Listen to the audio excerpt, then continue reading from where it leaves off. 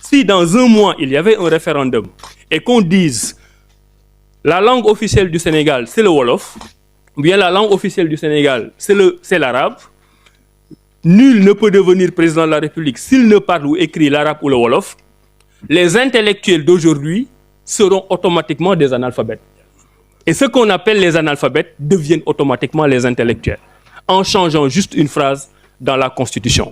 Donc cette minorité intellectuelle francophone qui a basé toute sa réussite sociale et professionnelle sur les acquis de la colonisation n'ont aucun intérêt à poser un débat qui les déposséderait de leur rôle de l'élite. Je ne sais pas si vous voyez ce que je veux dire.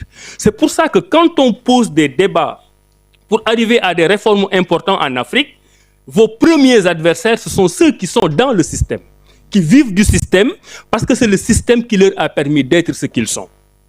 Je reviendrai sur ce débat, énormément d'intellectuels arabophones, beaucoup plus brillants qu'un avocat, qu'un prof de droit, mais l'avocat, lui, ne prendra jamais l'initiative de la réforme qui ferait qu'il retournerait au bas de l'échelle sociale.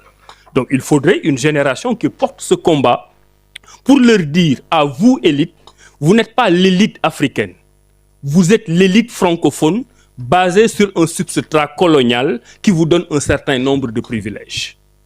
Et si on va dans l'économie, on va aussi trouver des exemples. Les grands marchés de Sandaga, et ça j'en ai vu, pour les Africains et les autres Africains qui sont là, Sandaga c'est le plus grand marché du Sénégal. Vous allez au marché de Sandaga, vous allez voir des gens qui sont agrégés en économie par la pratique, qui ne sont jamais allés à l'école et qui vont embaucher des jeunes qui ont des masters ou ont des doctorats en économie. Pourtant, ce sont ces docteurs et ces masters en économie qui ont fait des études d'économie, mais ils ne sont pas capables de tenir une boutique. Albouri, je vous salue, je viens de vous voir. Donc, on est agrégé en économie, on ne peut pas tenir une boutique.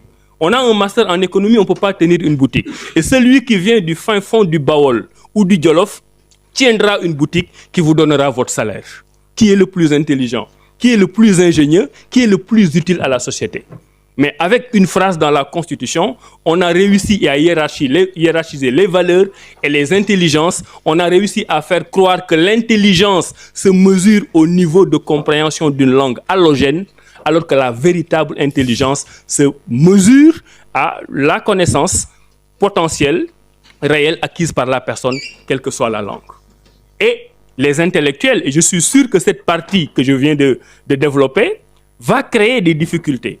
Parce que du haut de leur piédestal, ils ne veulent pas que le système soit revu, parce qu'ils ne veulent pas être les analphabètes de demain.